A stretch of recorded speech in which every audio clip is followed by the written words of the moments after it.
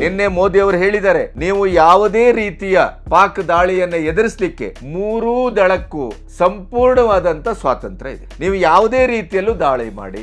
ಇದೇ ಖ್ವಾಜಾ ಆಸಿಫ್ನ ಕೆಲವು ಮಾತುಗಳನ್ನು ನೀವು ಕೇಳಿದ್ರೆ ಪಾಕಿಸ್ತಾನ ಎಂತ ರಕ್ತ ಪಿಪಾಸು ರಾಷ್ಟ್ರ ಅನ್ನೋದ್ರ ಬಗ್ಗೆ ನಿಮಗೆ ಇನ್ಯಾವ ಶಬ್ದಗಳಲ್ಲೂ ನಾವು ಹೇಳಬೇಕಾಗಿಲ್ಲ. ಸಿಂಧೂರ ಯಾಕೆ ಹೆಸರಿಟ್ರಿ? ಅದು ಒಂದು ಧರ್ಮದ ಸಂಕೇತ, ಹಂಗೆ ಹಿಂಗೆ ಲಾಂಗು ಲಸ್ಕು ಅಂತಾರೆ.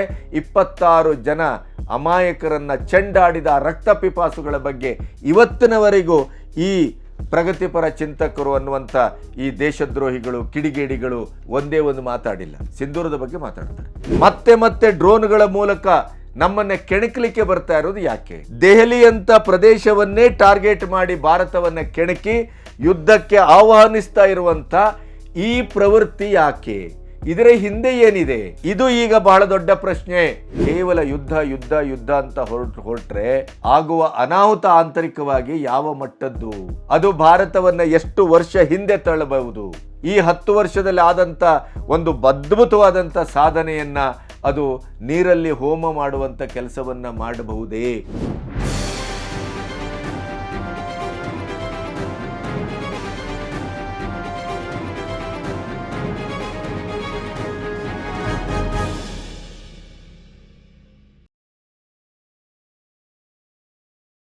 ನಮಸ್ತೆ, ಬಿ ಗಣಪತಿ ನ್ಯೂಸ್ ಚಾನಲ್ಗೆ ಸ್ವಾಗತ. ನಿನ್ನೆಯಿಂದ ಇವತ್ತಿನವರೆಗಿನ ಪಾಕಿಸ್ತಾನ ಮತ್ತು ಭಾರತದ ಉದ್ವಿಗ್ನ ಪರಿಸ್ಥಿತಿಯ ಒಂದು ಕ್ಷಣದ ವಿವರಗಳನ್ನು ನಿಮ್ಮೆದುರು ಇಡುವುದಾದರೆ, ಪಾಕಿಸ್ತಾನ ನಿನ್ನೆ ಮತ್ತೆ 8:15 ಅವರ ಟೈಮ್ ಫಿಕ್ಸ್ ಆದ ಹಾಗೆ ಕಾಣುತ್ತೆ. ಮೊನ್ನೆಯೂ ಕೂಡ 400 ಡ್ರೋನ್ಗಳನ್ನು ಭಾರತದ ಮೇಲೆ ಉಡಾಯಿಸಿತ್ತು. ಅದರಲ್ಲಿ 399 ಡ್ರೋನ್ಗಳನ್ನು ಭಾರತದ S-400 ಆಕಾಶ್ ಏರ್ ಡಿಫೆನ್ಸಿನ ಸಿಸ್ಟಮು ಅತ್ಯಂತ ಖಚಿತವಾಗಿ ಮತ್ತು ಪ್ರಬಲವಾಗಿ ಅದನ್ನು ಉಡಾಯಿಸಿತು. ಯಾವುದೇ ಹಾನಿ ಆಗಿಲ್ಲ. ಆದರೆ ಅದಕ್ಕೆ ಪ್ರತಿಯಾಗಿ ಭಾರತ ಮಾಡಿದಂಥ ಪಾಕಿಸ್ತಾನದ ಮೇಲಿನ ದಾಳಿ ಅದು ಚರಿತ್ರಾರ್ಹವಾದದ್ದು. ಲಾಹೋರ್ ಇರ್ಬೋದು, ರಾವಲ್ಪಿಂಡಿ ಇರ್ಬೋದು, ಇಸ್ಲಾಮಾಬಾದು 75 ವರ್ಷಗಳಲ್ಲಿ ಮೊದಲ ಬಾರಿಗೆ ಇಸ್ಲಾಮಾಬಾದಿನ ಮೇಲೆ ಬಾಂಬ್ಗಳ ಸುರಿಮಳೆ. ಆದರೂ ಉದ್ದಟ ಪಾಕ್ ತನ್ನ ಮೇಲಿನ ನಡೆದ ದಾಳಿಯನ್ನು ಒಪ್ಪಿಕೊಳ್ಳುವ ಸ್ಥಿತಿಯಲ್ಲೂ ಇಲ್ಲ. ಅಲ್ಲಿನ ಸಾರ್ವಜನಿಕರು, ಪ್ರತಿಯೊಬ್ಬರು ಯೂಟ್ಯೂಬರ್ಸ್ಗಳು ಸರ್ಕಾರವನ್ನು ಶಪಿಸಿ, ಸರ್ಕಾರವನ್ನು ಉಗಿದು ಅಲ್ಲಿಯ ಪರಿಸ್ಥಿತಿಯನ್ನು ತಮ್ಮ ಯೂಟ್ಯೂಬ್ಗಳಲ್ಲಿ ರೆಕಾರ್ಡ್ ಮಾಡಿ ಕಳಿಸ್ತಾ ಇದ್ರು. ಅದನ್ನು ವಿಶ್ವ ನೋಡಿದೆ. ಸಂಸತ್ತಿನಲ್ಲಿ ಪ್ರಧಾನಿಯನ್ನೇ ಹೇಳಿ ಮೋದಿಯವರ ಹೆಸರು ತೆಗಿಲಿಕ್ಕೂ ಯೋಗ್ಯತೆ ಇಲ್ಲದೇ ಇದ್ದಂಥ ಒಬ್ಬ ಅಶಕ್ತ ಪ್ರಧಾನಿ ಅನ್ನುವ ರೀತಿಯಲ್ಲಿ ಅಲ್ಲಿ ಎಂಪಿಗಳನ್ನು ಮಾತಾಡಿದ್ದನ್ನು ನಾವು ನಿನ್ನೆ ಮಾತಾಡಿದ್ದೇವೆ. ಈ ಎಲ್ಲ ಬೆಳವಣಿಗೆಗಳ ಜೊತೆಗೆ ನಿನ್ನೆ ಸಂಜೆ ಖ್ವಾಜಾ ಆಸಿಫ್, ಖ್ವಾಜನ ಒಂದು ಅರ್ಥ ಆಗ್ತಾ ಇಲ್ಲ ಅವರ ಮಾತನ್ನು ಕೇಳಿದರೆ. ಅವರ ಮಾತಿನ ಮೇಲೆ, ಅವರ ನಿರ್ಧಾರದ ಮೇಲೆ ಯಾವುದೇ ಲಂಗು ಲಗಾಮು ಇಲ್ಲದೇ ಇದ್ದಂಗೆ ಕಾಣುತ್ತೆ. ಆದರೆ ಡಿಫೆನ್ಸ್ ಇಲಾಖೆಯ ಕಾರ್ಯದರ್ಶಿಯೂ ಕೂಡ ಇದೇ ಮಾತನ್ನು ಹೇಳಿರೋದ್ರಿಂದ ಅನ್ನ ಇಲ್ಲ, ನೀರಿಲ್ಲ, ತೈಲ ಇಲ್ಲ, ಉಸಿರಾಡಲಿಕ್ಕೆ ಗಾಳಿಯೂ ಸ್ವಚ್ಛವಾಗಿಲ್ಲ, ಎಲ್ಲವನ್ನೂ ಭಾರತ ಟಾರ್ಗೆಟ್ ಮಾಡಿ ಯಾವುದೇ ರೀತಿಯ ಸಿವಿಲಿಯನ್ಸನ್ನು ಎಲ್ಲಿಯೂ ಮುಟ್ಟಲಿಲ್ಲ ಭಾರತ. ನೀವು ಗಮನಿಸಬೇಕು, ಏಪ್ರಿಲ್ 22 ದಿನ ಪಹಲ್ಗಾಮ್ನಲ್ಲಿ ಕೂಡ ಪಾಕಿಸ್ತಾನ ಮಾಡಿದಂಥ ಹೇಯ ಕೃತ್ಯ ಏನು ಅಂತಂದರೆ 26 ಭಾರತೀಯರ ಅದರಲ್ಲೂ ಹಿಂದೂ ಧರ್ಮದ ಅಮಾಯಕರನ್ನು ಹೊಡೆದುಳಿಸಿದ್ದು. ಅದರ ನಂತರ ನಡೆದಂಥ ಎಲ್ಲ ಬೆಳವಣಿಗೆಗಳಲ್ಲಿ ಈಗ ಆಪರೇಷನ್ ಸಿಂಧೂರ್ ಮಾಡಿತ್ತು ಭಾರತ. ಅಲ್ಲಿ ಯಾವುದೇ ರೀತಿಯ ನಾಗರಿಕರಿಗೆ ಮುಟ್ಲಿಕ್ಕೆ ಹೋಗಿಲ್ಲ. 100ಕ್ಕೆ 100 ಅಕ್ಯುರೇಸಿ, 100ಕ್ಕೆ 100 ಗುರಿಮುಟ್ಟುವಿಕೆ. ಯಾರು ಭಯೋತ್ಪಾದಕ ಶಿಬಿರಗಳನ್ನು ನಡೆಸ್ತಾ ಇದ್ರೋ ಆ ನೆಲವನ್ನು ಧ್ವಂಸ ಮಾಡಲಾಗಿದೆ. ಭಯೋತ್ಪಾದಕರನ್ನು 198ಕ್ಕೂ ಹೆಚ್ಚು ಭಯೋತ್ಪಾದಕರನ್ನು ಚೆಂಡಾಡಲಾಗಿದೆ. ಇನ್ನು ಲಾಹೋರಿನ ಮೇಲಿನ ದಾಳಿಯೂ ಕೂಡ ಅಪ್ರಚೋದಿತವಾಗಿ ಗಡಿಯಲ್ಲಿ ಅಷ್ಟೇ ಅಲ್ಲ, ಡ್ರೋನ್ಗಳ ಮೂಲಕ, ಕ್ಷಿಪಣಿಗಳ ಮೂಲಕ, ಮಿಸೈಲ್ಗಳ ಮೂಲಕ ನಮ್ಮ 24-32 ಸಿಟಿಗಳನ್ನು ಟಾರ್ಗೆಟ್ ಮಾಡೋದ್ರಿಂದ ಭಾರತ ಅದಕ್ಕೆ ಪ್ರತಿಯಾಗಿ ಏರ್ ಬೇಸಿನ ಮೇಲೆ, ಏರ್ ಡಿಫೆನ್ಸಿನ ಒಂದು ನೆಲೆಗಳ ಮೇಲೆ, ಆಮೇಲೆ ಅಲ್ಲಿಯೂ ಕೂಡ ಹಫೀಜ್ ಇತ್ಯಾದಿ ಏನೇನು ಅಡಗಿಕೊಂಡಿದ್ರೋ ಲಾಹೋರು ಇತ್ಯಾದಿಗಳ ಪ್ರದೇಶದಲ್ಲಿ ಸಂಪೂರ್ಣವಾಗಿ ಭಯೋತ್ಪಾದಕರ ನೆಲೆಗಳನ್ನೇ ದೃಷ್ಟಿಯಲ್ಲಿಟ್ಟುಕೊಂಡು ದಾಳಿಯನ್ನು ಮಾಡಲಾಯಿತು. INS ಸಂಪೂರ್ಣವಾಗಿ ಲಾಹೋರಿನ ಬಂದರನ್ನು ಉಡಿಸ್ ಮಾಡಿದೆ. ಎಲ್ಲಿಯೂ ಸಾರ್ವಜನಿಕರನ್ನು ಮುಟ್ಟಲಿಕ್ಕೆ ಹೋಗಲಿಲ್ಲ. ಆದರೆ ಭಾರತದ ಮೇಲೆ ಪಾಕಿಸ್ತಾನ ಪ್ರತಿ ರಾತ್ರಿ 8:30ಯಿಂದ ದಾಳಿಯನ್ನು ಏನು ಆರಂಭಿಸ್ತದೆ, ನಿನ್ನೆ 100-200 ಡ್ರೋನ್ಗಳು ಬಂದಿದ್ದಾವೆ. ಅದರಲ್ಲಿ ಪಂಜಾಬಿನ ಫಿರೋಜ್ಪುರದಲ್ಲಿನ ಗ್ರಾಮದ ಮೇಲೆ ಡ್ರೋನು ಒಂದು ಕುಟುಂಬದ ಮೇಲೆ ದಾಳಿ ಮಾಡಿ 3 ಜನ ಮಾರಣಾಂತಿಕವಾಗಿ ಗಾಯಗೊಂಡಿದ್ದಾರೆ. ಜಮ್ಮು ಮತ್ತು ಕಾಶ್ಮೀರದಲ್ಲಿ ವಿಪರೀತ ಸೌಂಡು ಬಂದಿದೆ. ಅವರ ಡ್ರೋನ್ ಬಿದ್ದಿದೆಯೋ ನಮ್ಮ ಡ್ರೋನನ್ನು ಹೊಡೆದದ್ದೋ ಅದಿನ್ನಷ್ಟೇ ಗೊತ್ತಾಗಬೇಕು. 5:45ಕ್ಕೆ ಇವತ್ತು ಎಮರ್ಜೆನ್ಸಿ ಪ್ರೆಸ್ ಮೀಟ್ ಇತ್ತು, ಅದು 10:00ವರೆಗೆ ಮುಂದೋಗಿದೆ. ಬಹುಶಃ ನನ್ನ ಈ ವಿಡಿಯೋವನ್ನು ನೀವು ನೋಡ್ತಾ ಇರುವಾಗ ಪ್ರೆಸ್ ಮೀಟ್ ಆಗ್ತಾ ಇರುತ್ತೆ. ಎಮರ್ಜೆನ್ಸಿ 5:45ಕ್ಕೆ ಪ್ರೆಸ್ ಮೀಟನ್ನು ಯಾಕೆ ಕರೆದ್ರು? ನಿನ್ನೆ ಬಹುತೇಕವಾಗಿ 10:45ರವರೆಗೆ ಮೋದಿಯವರ ಮನೆಯಲ್ಲಿ ಎಮರ್ಜೆನ್ಸಿ ಹೈ ವೋಲ್ಟೇಜ್ ಮೀಟಿಂಗ್ ಆಗಿದೆ. ಅದೇ ಹೊತ್ತಿನಲ್ಲಿ ಡ್ರೋನ್ಗಳ ದಾಳಿ ಆಗ್ತಾ ಇತ್ತು. ಚಲಿಸುವ ರೈಲನ್ನು ಕೂಡ ಬ್ಲ್ಯಾಕ್ಔಟ್ ಮಾಡಲಾಯಿತು. ನಿನ್ನೆ ಜಮ್ಮು, ಪಂಜಾಬು, ಅಮೃತ್ಸರ, ಉಧಂಪುರ, ಪಠಾಣ್ಕೋಟ್, ಪೋಖ್ರಾನ್ ಎಲ್ಲ ಕಡೆಗೂ ನಿನ್ನೆ ಬ್ಲ್ಯಾಕ್ಔಟ್ ಮಾಡಲಾಗಿತ್ತು. ಎಲ್ಲ ಕಡೆಯೂ ಏಕಕಾಲದಲ್ಲಿ ಡ್ರೋನ್ಗಳ ಸುರಿಮಳೆ ಆಗಿದೆ. ನಿನ್ನೆ ಕೂಡ ಸಣ್ಣ ಸಣ್ಣ ಡ್ರೋನ್ಗಳು ಸಣ್ಣ ಸಣ್ಣ ಒಂದು ಘಾತಕವಾದಂಥ ವಸ್ತುಗಳನ್ನು ಅದರಲ್ಲಿ ಇಡೋದು, ಸ್ಫೋಟಕ ವಸ್ತುಗಳನ್ನು ಸಾರ್ವಜನಿಕರ ಮನೆಗಳನ್ನೇ ಟಾರ್ಗೆಟ್ ಮಾಡ್ತಾ ಇದೆ. ಇದು ಬಹಳ ದುರಂತಕಾರಿಯಾದಂಥ ಒಂದು ದಾಳಿ ಇದು. ಇಷ್ಟಾಗಿಯೂ ನಿನ್ನೆ 12:30-1 ಗಂಟೆಯವರೆಗೂ ಕೇವಲ ಅವರು ಕಳಿಸಿದಂಥ ಡ್ರೋನನ್ನು ಹೊಡೆದುಳಿಸಿತ್ತೇ ಹೊರತು ಭಾರತ ಪ್ರತಿ ದಾಳಿಯನ್ನು ಮಾಡಿರಲಿಲ್ಲ. ಆದರೆ ನೆನಪಿಡಿ, ಬೆಳಗು ಜಾವದಲ್ಲಿ 1 ಗಂಟೆ ನಂತರದ ಅವಧಿಯಲ್ಲಿ ಪಾಕಿಸ್ತಾನ ಎಂಥ ದುಸ್ಸಾಹಸಕ್ಕೆ ಕೈ ಹಾಕಿತ್ತು ಅಂತಂದರೆ, ದೆಹಲಿಯನ್ನು ಟಾರ್ಗೆಟ್ ಮಾಡಿ 2 ಫೈಟರ್ ಜೆಟ್ಟನ್ನು ಕಳಿಸಿತು. ಅದನ್ನು ಭಾರತ ಹೊಡೆದುಳಿಸಿದೆ. ಆದರೆ ಇವರು ಫೈಟರ್ ಜೆಟ್ಟಲ್ಲಿ ಇರುವಂಥ, ಅದನ್ನು ನಡೆಸ್ತಾ ಇರುವಂಥ ಪೈಲಟ್ಗಳು ಎಲ್ಲಿ ಅನ್ನೋದು ಈಗಾಗಲೇ ಹುಡುಕಾಟ ನಡೆದಿದೆ. ಈ ನಂತರ ಯಾವಾಗ ದೆಹಲಿಯನ್ನು ಟಾರ್ಗೆಟ್ ಮಾಡಿತೋ ಪಾಕಿಸ್ತಾನ, ಈ ದುಸ್ಸಾಹಸವನ್ನು ಭಾರತ ಸಹಿಸುವ ಪ್ರಶ್ನೆನೇ ಇಲ್ಲ. ನಿನ್ನೆ ಮೋದಿಯವರು ಹೇಳಿದ್ದಾರೆ, ನೀವು ಯಾವುದೇ ರೀತಿಯ ಪಾಕ್ ದಾಳಿಯನ್ನು ಎದುರಿಸಲಿಕ್ಕೆ 3 ದಳಕ್ಕೂ ಸಂಪೂರ್ಣವಾದಂಥ ಸ್ವಾತಂತ್ರ್ಯ ಇದೆ. ನೀವು ಯಾವುದೇ ರೀತಿಯಲ್ಲೂ ದಾಳಿ ಮಾಡಿ. ಹಮಾಸ್ ರೀತಿಯಲ್ಲಿ ಅವರು ದಾಳಿ ಮಾಡ್ತಾ ಇದ್ದಾರೆ, ನಾವು ಗಮನಿಸ್ತಾ ಇದ್ದೇವೆ. ನಾವು ಕೂಡ ನಿನ್ನೆ 1:30 ರಾತ್ರಿ ನಂತರ ಇಸ್ರೇಲಿನ ಮಾದರಿಯಲ್ಲಿ ದಾಳಿಯನ್ನು ಆರಂಭಿಸಲಾಯಿತು. ದಾಳಿ ಯಾವ ರೀತಿ ಇತ್ತು ಅಂತಂದರೆ, ಪಾಕಿಸ್ತಾನದ 4ರಿಂದ 6 ಏರ್ ಬೇಸ್ಗಳು ಸಂಪೂರ್ಣವಾಗಿ ಧ್ವಂಸ ಆಗಿದೆ. ಮತ್ತು ಕಂಡು ಕೇಳಿರದ ರೀತಿಯಲ್ಲಿ ಅದನ್ನು ಪುಡಿಗಟ್ಟಲಾಗಿದೆ. ಇಷ್ಟಾಗಿಯೂ ನೆನಪಿಡಿ, ಯಾವುದೇ ರೀತಿಯಲ್ಲೂ ಸಾರ್ವಜನಿಕರ ಮೇಲೆ ಭಾರತ ಒಂದೇ ಒಂದು ದಾಳಿಯನ್ನು ಮಾಡಿಲ್ಲ, ಮಾಡುವುದೂ ಇಲ್ಲ. ಕಾಲು ಕೆರೆದು ಜಗಳ ಮಾಡ್ಕೊಂಡು ಬರ್ತಾ ಇದೆ, ಕಾಲು ಕೆರೆದು ಯುದ್ಧವನ್ನು ಆಹ್ವಾನಿಸ್ತಾ ಇದೆ. ನಿನ್ನೆ ಖ್ವಾಜಾ ಆಸಿಫ್ ಹೇಳ್ತಾರೆ ಒಂದು ಸಂದರ್ಶನದಲ್ಲಿ, ನಮಗೆ ಪೂರ್ಣ ಪ್ರಮಾಣದ ಯುದ್ಧವನ್ನು ಮಾಡುವುದು ಬಿಟ್ಟರೆ ಇನ್ನು ಯಾವ ಆಪ್ಷನ್ನು ಇಲ್ಲ, ನಾವು 100% ಯುದ್ಧಕ್ಕೆ ಮುಂದಾಗ್ತಾ ಇದ್ದೇವೆ. ಇದು ಖ್ವಾಜಾ ಆಸಿಫ್ ಮತ್ತು ಡಿಫೆನ್ಸ್ ಸೆಕ್ರೆಟರಿ ನಿನ್ನೆ ಜಂಟಿಯಾಗಿ ಹೇಳಿದ್ದು. ಇದರ ಹಿಂದೆ ಒಂದು ಬಹಳ ದೊಡ್ಡ ಕುತಂತ್ರ ಅಡಗಿದೆ ಅಂತಲೇ ಅನ್ನಿಸ್ತದೆ. ಭಾರತ ಇವತ್ತು ಏನನ್ನು ಅಪೇಕ್ಷಿಸ್ತಾ ಇದೆ ಜನ? ಸಂಪೂರ್ಣವಾಗಿ ಪಾಕಿಸ್ತಾನವನ್ನು ಉಡಿಸ್ ಮಾಡಬೇಕು, ಪಾಕಿಸ್ತಾನವನ್ನು ನೆಲೆ ತಪ್ಪಿಸಬೇಕು, ಪಾಕಿಸ್ತಾನ ಒಂದು ರೀತಿಯಲ್ಲಿ ಭೂಪಟದಿಂದ ಅದರ ನಿಶಾನೆಯನ್ನೇ ನಾವು ತೆಗೆದುಹಾಕಬೇಕು. ನಿನ್ನೆ ರಾತ್ರಿ ಮತ್ತೆ ಅವರು 8:30ಗೆ ಡ್ರೋನ್ ದಾಳಿಯನ್ನು ಆರಂಭಿಸಿದ ತಕ್ಷಣ ಬಲೂಚಿ ಆರ್ಮಿ ತನ್ನ ದಾಳಿಯನ್ನು ಶುರು ಮಾಡ್ತದೆ. ಇದು 2 ದಿನದಲ್ಲಿ ಸೈಮಲ್ಟೇನಿಯಸ್ಲಿ ಆಗ್ತಾ ಇದೆ. ನಿನ್ನೆ ಬಲೂಚಿ ಆರ್ಮಿ ಕೂಡ ಪಾಕಿಸ್ತಾನದ ಆರ್ಮಿಗೆ ಬಹಳ ದೊಡ್ಡ ಮಟ್ಟದ ಪೆಟ್ಟನ್ನು ಕೊಟ್ಟಿದೆ.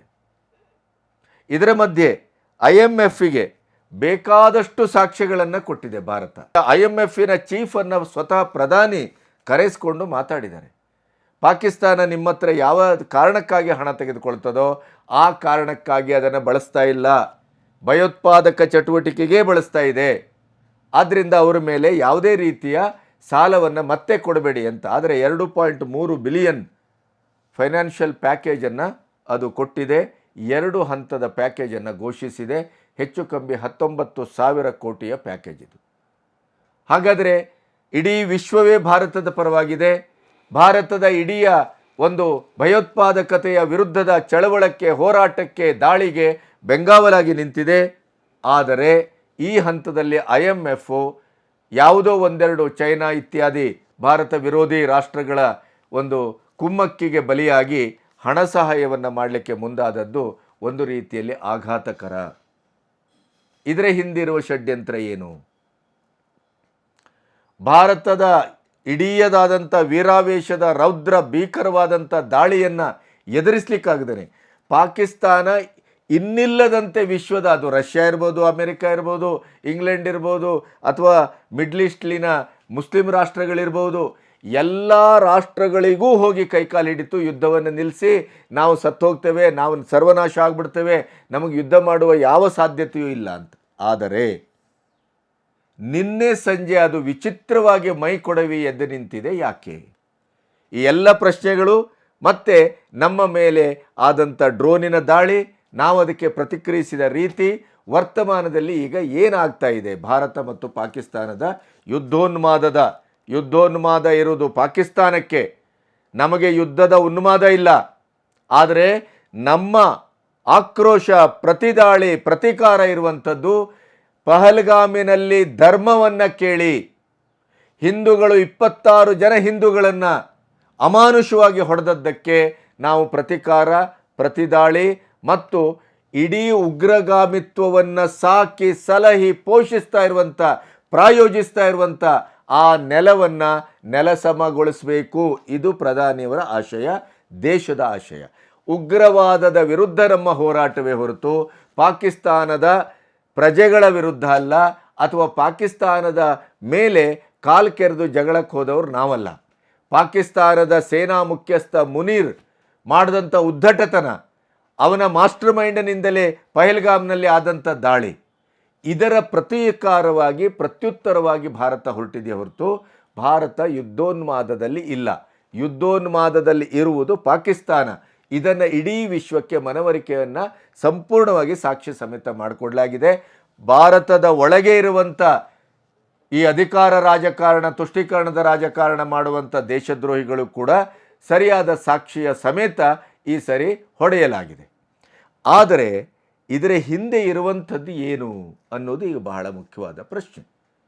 ಭಾರತ ವೀರೋಚಿತವಾಗಿ ಎಷ್ಟರ ಮಟ್ಟಿಗೆ ಅಂತಂದರೆ, ಭಾರತ ನಿನ್ನೆ ಪಾಕಿಸ್ತಾನದ ಒಟ್ಟು ಷಡ್ಯಂತ್ರಕ್ಕೆ, ಪಾಕಿಸ್ತಾನ ಕೊನೆಗೂ ನಮ್ಮ 32 ಸಿಟಿಗಳನ್ನು ಟಾರ್ಗೆಟ್ ಮಾಡಿತು, ಆಮೇಲೆ 24 ಸಿಟಿಗಳನ್ನು ಟಾರ್ಗೆಟ್ ಮಾಡಿತು, ಆಮೇಲೆ 12 ಸಿಟಿಗಳನ್ನು ಟಾರ್ಗೆಟ್ ಮಾಡಿತು, ನಿನ್ನೆ ದೆಹಲಿಯನ್ನೇ ಟಾರ್ಗೆಟ್ ಮಾಡಿತು.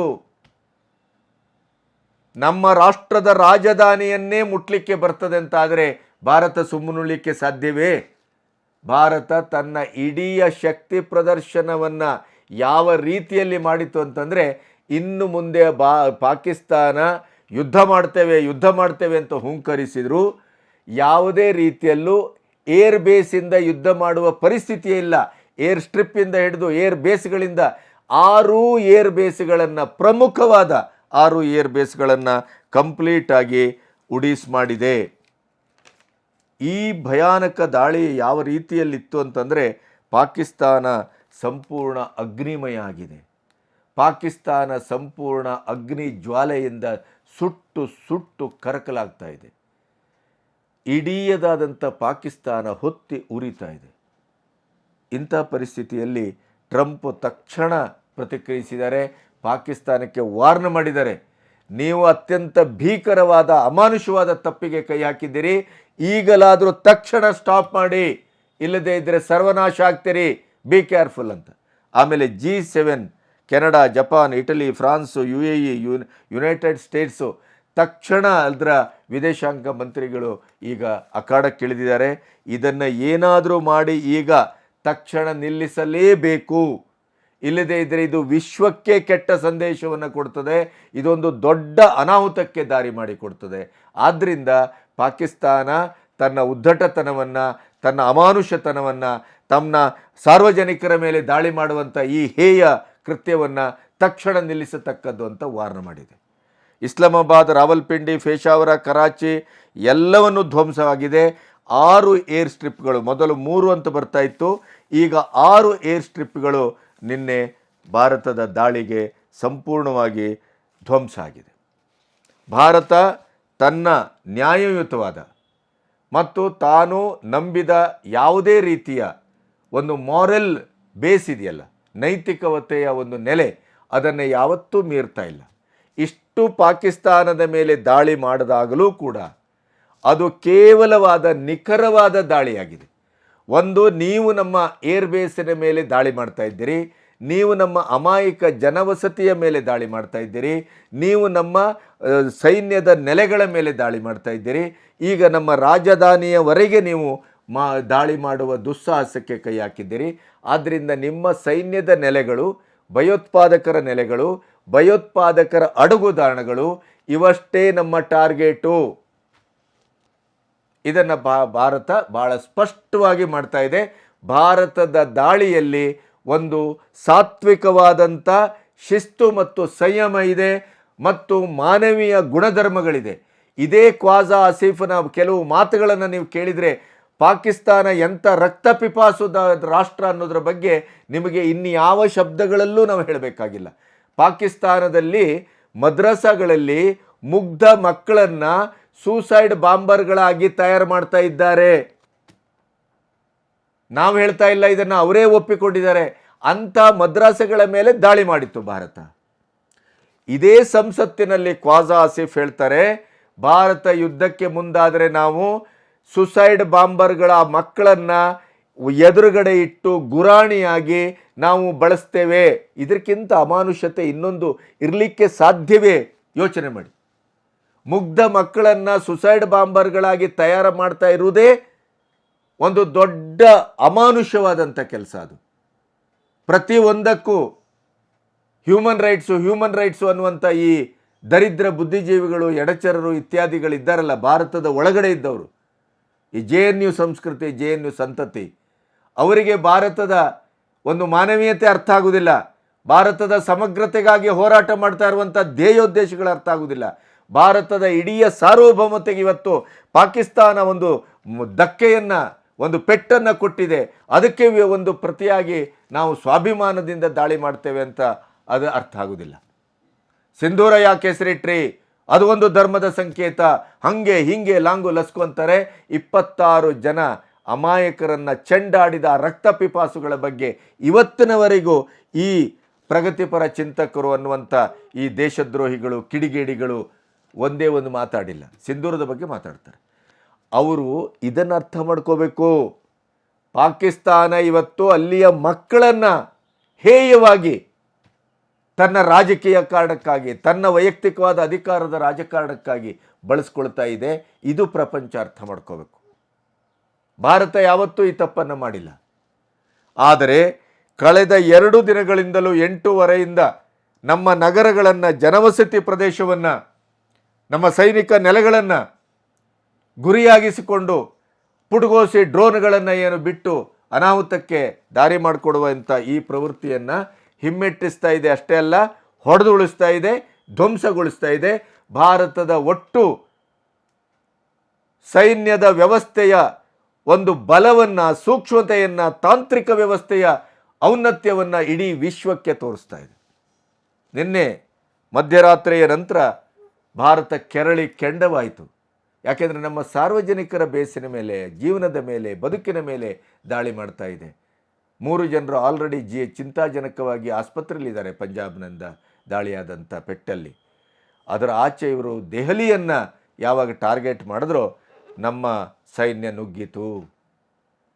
ಇವೆಲ್ಲ ಬೆಳವಣಿಗೆಗಳು ಆಗ್ತಾ ಇರೋದ್ರ ಜೊತೆಗೇ ಅಲ್ಲಿಯ DGISPR ಅಹಮ್ಮದ್ ಶರೀಫ್ ವಾಯುನೆಲೆಗಳು ಧ್ವಂಸ ಆದದನ್ನು ಒಪ್ಕೊಂಡಿದ್ದಾರೆ. ಆದರೆ ಇದಕ್ಕೆ ತಕ್ಕ ಪ್ರತಿಕಾರವನ್ನು ನಾವು ಕೆಲವೇ ಗಂಟೆಗಳಲ್ಲಿ ಮಾಡ್ತೇವೆ ಅನ್ನೋದನ್ನು ಕೂಡ ಅವರು ಘೋಷಿಸಿದ್ದಾರೆ.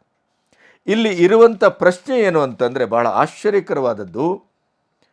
ಖ್ವಾಜಾ ಆಸಿಫ್, ಪ್ರಧಾನಿ ಶರೀಫ್, ಇಡೀ ಪಾಕಿಸ್ತಾನದ ಒಂದು ರಾಜಕಾರಣ ಅಥವಾ ರಾಜಕಾರಣಿಗಳು ಯುದ್ಧ ನಿಲ್ಲಿಸಿ ಅಂತ ಕಂಡವರ ಕಾಲು ನೆಕ್ಕುತ್ತಾ ಇರುವಂಥ ಪರಿಸ್ಥಿತಿಯನ್ನು ನಾವು ಗಮನಿಸಿದ್ದೇವೆ. ಅಲ್ಲಿ ಎಂಥ ನಿಶ್ಶಕ್ತ ವಾತಾವರಣ, ನಿರ್ಬಲ ವಾತಾವರಣ ಇದೆ ಅಂತಂದರೆ ಇವತ್ತವರು ಯುದ್ಧ ಮಾಡ್ತೇವೆ ಅಂತಂದರೂ ಯುದ್ಧ ಸಾಮಗ್ರಿಗಳು ಇಲ್ಲ, ಯುದ್ಧದ ಯಾವುದೇ ರೀತಿಯ ಒಂದು ವ್ಯವಸ್ಥೆಯೂ ಇಲ್ಲ. ಆರ್ಥಿಕ ವ್ಯವಸ್ಥೆ ಸಂಪೂರ್ಣ ದಿವಾಳಿಯಾಗಿದೆ. ನಿನ್ನೆ IMFನವರು ಒಂದಿಷ್ಟು ಅವರಿಗೆ ಡ್ರಿಪ್ ಕೊಡುವ ಕೆಲಸವನ್ನು ಮಾಡಿದ್ದಾರೆ. ಆದರೆ ಇದ್ದಕ್ಕಿದ್ದಂತೆ ಯುದ್ಧೋನ್ಮಾದ ಯಾಕೆ? ಯುದ್ಧದ ಆವೇಶ ಯಾಕೆ? ಮತ್ತೆ ಡ್ರೋನ್ಗಳ ಮೂಲಕ ನಮ್ಮನ್ನು ಕೆಣಕಲಿಕ್ಕೆ ಬರ್ತಾ ಇರೋದು ಯಾಕೆ? ದೆಹಲಿಯಂಥ ಪ್ರದೇಶವನ್ನೇ ಟಾರ್ಗೆಟ್ ಮಾಡಿ ಭಾರತವನ್ನು ಕೆಣಕಿ ಯುದ್ಧಕ್ಕೆ ಆಹ್ವಾನಿಸ್ತಾ ಇರುವಂಥ ಈ ಪ್ರವೃತ್ತಿ ಯಾಕೆ? ಇದರ ಹಿಂದೆ ಏನಿದೆ? ಇದು ಈಗ ಬಹಳ ದೊಡ್ಡ ಪ್ರಶ್ನೆ. G7 ಆಗ್ಬೋದು, ಕೂಟರಾಷ್ಟ್ರಗಳು ಮತ್ತು ಟ್ರಂಪ್ ಇರ್ಬೋದು, ಯಾಕೆ ಸಡನ್ಲಿ ರಿಯಾಕ್ಟ್ ಮಾಡಿದ್ದಾರೆ ಅಂತಂದರೆ ದಿಸ್ ಈಸ್ ದ ಪಾಯಿಂಟ್. ಇದು ಪಾಯಿಂಟು. ಯಾಕೆ ಪಾಕಿಸ್ತಾನದಲ್ಲಿ ಈ ಥರದ ಹುಂಕರಿಸುವುದರ ಹಿಂದೆ ಇರುವುದು ಯಾರು? ಯಾರು ಈ ಷಡ್ಯಂತ್ರವನ್ನು ಮಾಡ್ತಾ ಇದ್ದಾರೆ? ಕಾಲ್ಕೆರೆದು ಭಾರತವನ್ನು ಯುದ್ಧಕ್ಕೆ ಆಹ್ವಾನಿಸುವಂಥ ಒಂದು ಪಂಥಾಹ್ವಾನ ಕೊಡುವಂಥ ಕೆಲಸವನ್ನು ಹಸಿದ ಪಾಕಿಸ್ತಾನ, ಕುಸಿದ ಪಾಕಿಸ್ತಾನ, ಧರಾಶಾಹಿಯಾದ ಪಾಕಿಸ್ತಾನ, ಉಸಿರಾಟಕ್ಕೂ ಒಂದು ಶುದ್ಧ ಗಾಳಿಯನ್ನು ಸೇವಿಸಲಿಕ್ಕೆ ಸಾಧ್ಯವಾಗದೇ ಇದ್ದಂಥ ಪಾಕಿಸ್ತಾನ, ಫ್ಯೂಯಲ್ ಇಲ್ಲ, ನೀರಿಲ್ಲ, ಬಂದರಿಲ್ಲ, ಯಾವುದೇ ವ್ಯವಸ್ಥೆಯೂ ಇಲ್ಲ, ಎಲ್ಲವನ್ನು ಪುಡಿಗಟ್ಟಲಾಗಿದೆ, ದಿಗ್ಬಂಧನ ಹಾಕಲಾಗಿದೆ. ವಿಶ್ವದ ಯಾವ ರಾಷ್ಟ್ರಗಳೂ ಪಾಕಿಸ್ತಾನದೊಟ್ಟಿಗಿಲ್ಲ. ಇಂಥ ಧಾರಾಳವಾದಂಥ ದಾರುಣವಾದಂಥ ಅಸಹಾಯಕ ಪರಿಸ್ಥಿತಿಯಲ್ಲಿ ಪಾಕಿಸ್ತಾನ ಯುದ್ಧಕ್ಕೆ ಇವತ್ತು ಮುಂದಾಗ್ತಾ ಇದೆ, ಭಾರತವನ್ನು ಆಹ್ವಾನಿಸ್ತಾ ಇದೆ ಅಂದರೆ ಇದರ ಹಿಂದಿರುವುದೇನು? ಅಂದರೆ ಭಾರತದ ಒಟ್ಟು ಬೆಳವಣಿಗೆಯನ್ನು, ಒಂದು ಶಕ್ತ ಭಾರತ ಆಗುವುದನ್ನು, ಅಭಿವೃದ್ಧಿ ಹೊಂದಿದ ಭಾರತ ಆಗುವುದನ್ನು, ಯಾಕೆಂದರೆ ಇವತ್ತು ವಿಶ್ವದಲ್ಲಿ ಆರ್ಥಿಕವಾಗಿ 5ನೇ ಸ್ಥಾನದಲ್ಲಿದ್ದೇವೆ, ಇನ್ನು ಕೆಲವೇ ತಿಂಗಳಲ್ಲಿ ನಾವು 3ನೇ ಸ್ಥಾನಕ್ಕೆ ಬರ್ತೇವೆ. ಈ ಬೆಳವಣಿಗೆಯನ್ನು ತಡೆಗಟ್ಟಲಿಕ್ಕೆ, ಭಾರತವನ್ನು ಕುಸಿತಕ್ಕೆ ಮುಂದೆ ಮಾಡಲಿಕ್ಕೆ, ಭಾರತವನ್ನು ಸಂಪೂರ್ಣವಾಗಿ ಎಲ್ಲೋ ಒಂದು ಕಡೆ ಶಕ್ತಿಹೀನಗೊಳಿಸಲಿಕ್ಕೆ, ಭಾರತದ ಒಟ್ಟು ಅಭಿವೃದ್ಧಿಯ ನಾಗಾಲೋಟ ಇದೆಯಲ್ಲ ಈ 10 ವರ್ಷಗಳದ್ದು, ಅದನ್ನು ತಡೆ ಹಿಡಿಯಲಿಕ್ಕೆ ಚೈನಾದಂಥ, ಟರ್ಕಿಯಂಥ ಇನ್ನೂ ಕೆಲವು ಅನೂಹ್ಯ ರಾಷ್ಟ್ರಗಳ ಕೂಟ ಪಾಕಿಸ್ತಾನಕ್ಕೆ ಚಿತಾವಣೆಯನ್ನು ಕೊಡಲಿಕ್ಕೆ ಪ್ರೇರೇಪಿಸ್ತಾ ಇದೆ. ಇದು ಭಾರತಕ್ಕೆ ಶುಭ ಸುದ್ದಿ ಅಲ್ಲ. ಭಾರತ ಇವತ್ತು ಪಾಕಿಸ್ತಾನವನ್ನು ಉಡಿಸ್ ಮಾಡಬೇಕು, ಪಾಕಿಸ್ತಾನವನ್ನು ನಿರ್ನಾಮ ಮಾಡಬೇಕು, ಭಯೋತ್ಪಾದಕ ನೆಲೆಗಳನ್ನು ಸಂಪೂರ್ಣ ಧ್ವಂಸ ಮಾಡಬೇಕು, ಒನ್ಸ್ ಫಾರ್ ಆಲ್ ಔಟ್ ಮಾಡಬೇಕು.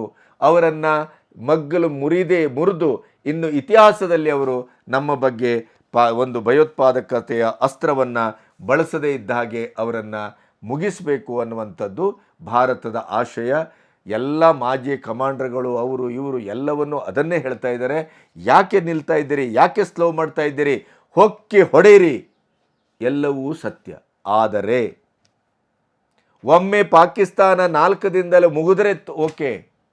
ಈ ಭಾರತದ ವಿರೋಧಿ ರಾಷ್ಟ್ರಗಳು, ಭಾರತದ ಏಳಿಗೆಯನ್ನು ಸಹಿಸಲಾರದ ರಾಷ್ಟ್ರಗಳು, ಭಾರತದ ಶಕ್ತಿ ಪ್ರದರ್ಶನವನ್ನು, ಸಶಕ್ತವಾಗುವಿಕೆಯನ್ನು ಸಹಿಸದೇ ಇದ್ದಂಥ ಈ ಚಂಡಾಳ ರಾಷ್ಟ್ರಗಳು ಪಾಕಿಸ್ತಾನದ ಬೆನ್ನಲ್ಲಿ ನಿಂತು ಪಾಕಿಸ್ತಾನವನ್ನು ಉಳಿಸುವ ಆಲೋಚನೆ ಅಲ್ಲ ಅವ್ರದ್ದು, ಪಾಕಿಸ್ತಾನವನ್ನು ಬೆಳೆಸುವ ಆಲೋಚನೆ ಅಲ್ಲ. ಪಾಕಿಸ್ತಾನ ನಿರ್ನಾಮ ಆಗುತ್ತೆ, ನೋ ಡೌಟ್. ಆದರೆ ಭಾರತದ ಬಲವನ್ನು ಕುಂದಿಸುವ, ಭಾರತದ ಸಂಪೂರ್ಣ ಏಳಿಗೆಯನ್ನು ಸ್ಥಗಿತಗೊಳಿಸುವ, ಭಾರತದ ಅಭಿವೃದ್ಧಿಯನ್ನು ನಾಗಾಲೋಟಕ್ಕೆ ಕತ್ತರಿ ಹಾಕುವ ಕೆಲಸವನ್ನು ಶಾಶ್ವತವಾಗಿ ಮಾಡಲಿಕ್ಕೆ ಹೊರಟಿದೆಯೇ ಪಾಕಿಸ್ತಾನದ ಹಿಂದೆ ಅವಿತಿರುವಂಥ ಈ ಷಡ್ಯಂತ್ರದ ಕೂಟ? ಯಾಕೆಂದರೆ ಪಾಕಿಸ್ತಾನ ಸಾರ್ವಜನಿಕ ವಿಮಾನವನ್ನು ಎದುರಿಟ್ಟುಕೊಂಡು ಹಿಂದಿನಿಂದ ಫೈಟರ್ ಜೆಟ್ಟನ್ನು ತಂದು ಭಾರತವನ್ನು ಹೊಡೆಯುವ ಒಂದು ದುಷ್ಕೃತ್ಯವನ್ನು ಮಾಡ್ತಾ ಇದೆ ಅಂತ ಹೇಳಿ ನಿನ್ನೆ ನಮ್ಮ ಪ್ರೆಸ್ ಮೀಟಲ್ಲಿ ವಿದೇಶಾಂಗ ಕಾರ್ಯದರ್ಶಿ ಪ್ರೆಸ್ ಮೀಟಲ್ಲಿ ಅದನ್ನು ಸಂಪೂರ್ಣವಾಗಿ ಹೇಳಿದರು. ವೇಮಿಕಾ ಅವರು, ವಿಂಗ್ ಕಮಾಂಡರ್ ವೇಮಿಕಾ ಅವರು ಭಾಳ ಸ್ಪಷ್ಟವಾಗಿ ಅದನ್ನು ವಿವರಿಸಿದರು. ಅಂದರೆ ಪಾಕಿಸ್ತಾನ ಇದೇ ತಂತ್ರವನ್ನು ಭಾರತದ ಮೇಲೆ ಮಾಡಲಿಕ್ಕೆ ಹೊರಟಿತ್ತಲ್ಲ, ಅದೇ ತಂತ್ರವನ್ನು ಶತ್ರು ರಾಷ್ಟ್ರಗಳು ಒಗ್ಗೂಡಿ ಈ ಪಾಕಿಸ್ತಾನವನ್ನು ಎದುರಿಟ್ಟುಕೊಂಡು ಭಾರತದ ಏಳಿಗೆಯನ್ನು ಸಹಿಸಲಾರದೆ, ಭಾರತದ ಬೆಳವಣಿಗೆಯನ್ನು ಸಹಿಸಲಾರದೆ, ಮೋದಿ ನೇತೃತ್ವದ ವಿಶ್ವಗುರು ಆದಂಥ ಈ ವಿಶ್ವದ ಶ್ರೇಷ್ಠ ರಾಷ್ಟ್ರವಾಗುವಂಥ ಸಾಧ್ಯತೆಯನ್ನು, ಆ ನಿರೀಕ್ಷೆಯನ್ನು ಸಂಪೂರ್ಣ ರಾಸಗೊಳಿಸಲಿಕ್ಕೆ, ಹಾಳು ಮಾಡಲಿಕ್ಕೆ ಏನೋ ತಂತ್ರವನ್ನು ಮಾಡ್ತಾ ಇದೆ. ಭಾರತ ಬಹಳ ಎಚ್ಚರದಿಂದ ಹೆಜ್ಜೆ ಇಡಬೇಕಾಗಿದೆ. ಇವತ್ತು ರಣಾವೇಶದಿಂದ ಮುನ್ನುಗ್ಗುವ ಒಂದು ಸ್ಥಿತಿಯಲ್ಲಿ ಭಾರತ ಇರಬೇಕೋ ಬೇಡವೋ ಅನ್ನುವಂಥ ಪ್ರಶ್ನೆ ಬಹಳ ಮುಖ್ಯವಾಗಿ ಕಾಡ್ತಾ ಇದೆ. ಭಾರತ ಪಾಕಿಸ್ತಾನವನ್ನು ಹೊಡೆಯುವುದು ಒಂದು ದೊಡ್ಡ ಸಂಗೀತನೇ ಅಲ್ಲ ರೀ. ಆದರೆ ಪಾಕಿಸ್ತಾನದ ಹಿಂದೆ ನಿಂತು ಭಾರತವನ್ನು ನಿರ್ಬಲಗೊಳಿಸಬೇಕು ಅನ್ನುವಂಥ ಈ ದುಷ್ಟಬುದ್ಧಿಗಳಿದ್ದಾರಲ್ಲ, ಈ ಷಡ್ಯಂತ್ರ ಮಾಡುವಂಥ ಈ ಹೇಡಿ ರಾಷ್ಟ್ರಗಳು, ಹಿಂದುಗಡೆಯಿಂದ ಬಾಣ ಬಿಡುವವರು, ಅವರ ಬಗ್ಗೆ ಭಾರತ ಎಚ್ಚರಗೊಳ್ಳಬೇಕಾದಂಥ ಪರಿಸ್ಥಿತಿ ಇದೆ. ಪಾಕಿಸ್ತಾನ ಯಾವ ರೀತಿ ಕೆದಕ್ಲಿಕ್ಕೆ ಬರ್ತಾ ಇದೆ ಅಂದರೆ, ಇವತ್ತು ಬೆಳಗು ಜಾವ 5:45 ಪ್ರೆಸ್ ಮೀಟನ್ನು ಕರೆದಂಥ ಭಾರತದ ಮೇಲೆ ಬೆಳ್ಳಂಬೆಳಿಗ್ಗೆ ಡ್ರೋನ್ ದಾಳಿ ಮಾಡಿದೆ. ಯೋಚನೆ ಮಾಡಿ. ಅಂದರೆ ಅದು ರಾತ್ರಿ 8:30 ಆ ಟಾರ್ಗೆಟನ್ನು ಮೀರಿ ಬೆಳಗ್ಗೆನೂ ಕೂಡ ಇವತ್ತು ಡ್ರೋನ್ ದಾಳಿಗೆ ಮುಂದಾಗತ್ತೆ ಅಂತಾದರೆ, ಅದರ ಹಿಂದೆ ನಿಂತು ಅದನ್ನು ಪ್ರೇರೇಪಿಸ್ತಾ ಇರುವಂಥ ರಾಷ್ಟ್ರ ಯಾವುದು? ಆ ರಾಷ್ಟ್ರದ ಉದ್ದೇಶ ಏನು? ಭಾರತವನ್ನು ಸಂಪೂರ್ಣವಾಗಿ ಅದರ ಈ ಒಂದು ಅಭಿವೃದ್ಧಿಯ ಹಳಿಯಿಂದ ತಪ್ಪಿಸುವ ಮತ್ತು ಯುದ್ಧೋನ್ಮಾದಕ್ಕೆ ಮುಂದು ಮಾಡುವ, ಯುದ್ಧದಿಂದ ಭಾರತವನ್ನು ಆರ್ಥಿಕವಾಗಿ ಬಗ್ಗು ಬಡಿಯುವ ಒಂದು ಷಡ್ಯಂತ್ರ ಭಾಳ ಸ್ಪಷ್ಟವಾಗಿ ನಡೀತಾ ಇದೆ. ಅದಕ್ಕೆ ಖ್ವಾಜಾ ಆಸಿಫ್ ನಿನ್ನೆ ನಾವು ಯುದ್ಧವನ್ನೇ ಸಾರ್ತೇವೆ, ಯುದ್ಧವನ್ನೇ ಮಾಡ್ತೇವೆ, ಯುದ್ಧವೇ ನಮಗಿರುವ ದಾರಿ ಅಂತ ಹುಂಕರಿಸಿದ ಅಥವಾ ಮಾತಾಡಿದ. ಈ ಮಾತಿನ ಹಿಂದೆ ಬೇರೆ ಒಂದು ದೊಡ್ಡ ಷಡ್ಯಂತ್ರ ಅಂತಾರಾಷ್ಟ್ರೀಯ ಮಟ್ಟದಲ್ಲಿ ನಡೀತಾ ಇದೆ. ಇದು ಭಯಾನಕ. ಭಾರತ ಪಾಕಿಸ್ತಾನವನ್ನು ಉಡಿಸ್ ಮಾಡುವ, ಪಾಕಿಸ್ತಾನವನ್ನು ನೆಲೆ ತಪ್ಪಿಸುವ, ಪಾಕಿಸ್ತಾನವನ್ನು ಇಡೀ ಭೂಪಟದಿಂದಲೇ ಅದರ ನಿಶಾನೆಯನ್ನೇ ತೆಗೆದುಹಾಕುವಂಥ ಕೆಲಸ ಮಾಡೋದಕ್ಕೆ ಭಾರತಕ್ಕೆ ದೊಡ್ಡ ಸಂಗತಿಯೇ ಅಲ್ಲ. ಆದರೆ ಭಾರತದ ಒಟ್ಟು ಏಳಿಗೆಗೇ ಸಂಪೂರ್ಣ ಅದರ ಆತ್ಮಕ್ಕೆ, ಹೃದಯಕ್ಕೇ ಚೂರಿ ಹಾಕುವಂಥ ಕೆಲಸ ಎಲ್ಲೋ ನಡೀತಾ ಇದೆ. ಆದ್ದರಿಂದಲೇ G7 ಕೂಟ ಭಾರತದೊಟ್ಟಿಗೆ ಬಂದು ಈ ಸಂಯಮವನ್ನು ಕಾಪಾಡ್ಕೋಬೇಕಾಗಿದೆ. ಈಗ ಯುದ್ಧ ಮಾಡುವ ಕಾಲ ಅಲ್ಲ. ಯುದ್ಧ ಒಂದೊಮ್ಮೆ ಸಂಭವಿಸಿದರೆ ಆವಾಗ ಭಾರತದ ಆರ್ಥಿಕತೆಗೆ ಇದು ಹೊಡೆತ ಬೀಳುವ ಸಾಧ್ಯತೆ ಇದೆ ಅನ್ನುವುದನ್ನು ಎಚ್ಚರಿಸಲಿಕ್ಕೆ ಹೊರಟಿದೆ. ಇದು ಕೇವಲ ಯುದ್ಧ ಯುದ್ಧ ಯುದ್ಧ ಅಂತ ಹೊರಟ್ರೆ ಆಗುವ ಅನಾಹುತ ಆಂತರಿಕವಾಗಿ ಯಾವ ಮಟ್ಟದ್ದು? ಅದು ಭಾರತವನ್ನು ಎಷ್ಟು ವರ್ಷ ಹಿಂದೆ ತಳ್ಳಬಹುದು? ಈ 10 ವರ್ಷದಲ್ಲಿ ಆದಂಥ ಒಂದು ಅದ್ಭುತವಾದಂಥ ಸಾಧನೆಯನ್ನು ಅದು ನೀರಲ್ಲಿ ಹೋಮ ಮಾಡುವಂಥ ಕೆಲಸವನ್ನು ಮಾಡಬಹುದೇ?